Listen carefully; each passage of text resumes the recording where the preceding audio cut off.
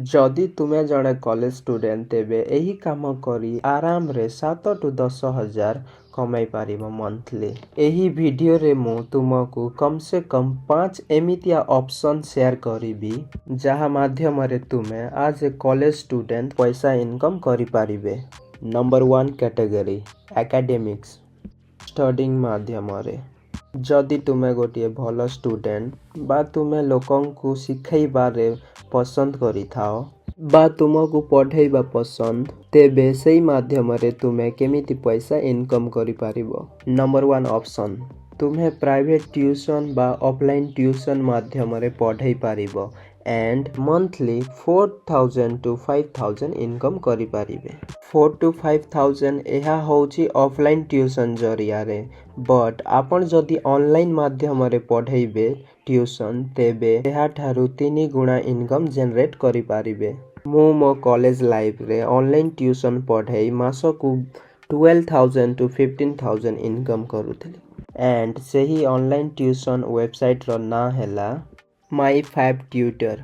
एही प्लेटफॉर्म रे तुमे तुमर लोकालिटी स्टूडेंट सहित कनेक्ट करी पारिबो एंड तुमे आवर्सली रेट फिक्स करी पारिबो एंड तुमे चाहिए स्टूडेंट सहित रेट नेगोशिएट मध्य करी पारिबो।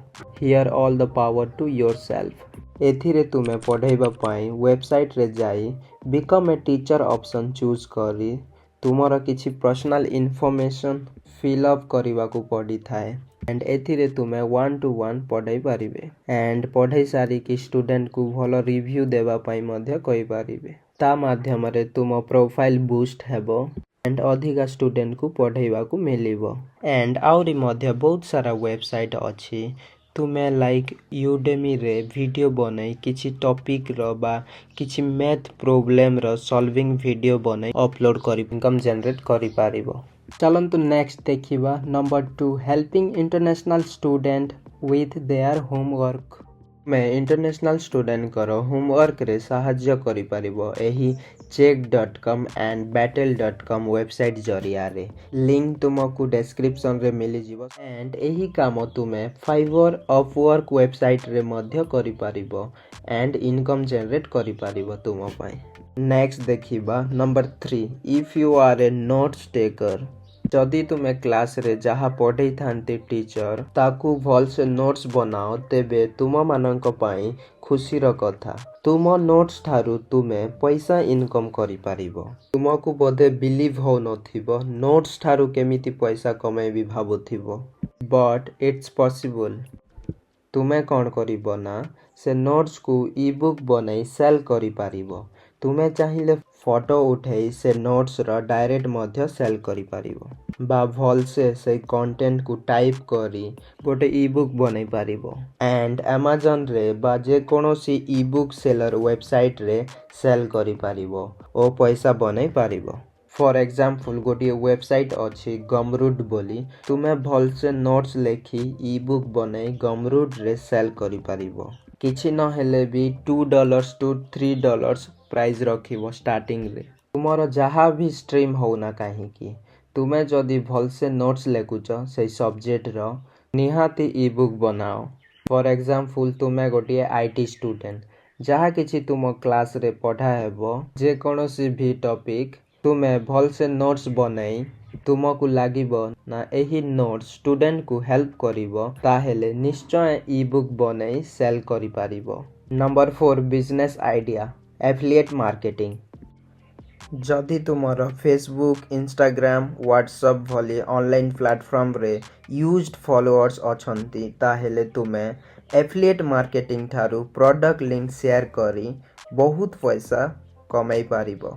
जदि बा नाही तुमर यूज फॉलोअर्स तुमे फेसबुक रे इंस्टाग्राम रे भलो यूजफुल प्रोडक्ट प्रमोट करी इनकम जनरेट करी पारिबो। सेमिथि रे भी कॉलेज लाइफ रे बहुत सारा फ्रेंड्स व्हाट्सएप ग्रुप बनै थाउ से ग्रुप रे तुमे भलो टी शर्ट हुडीज बा मार्केट रे जहा ट्रेंड्स रे चालू थि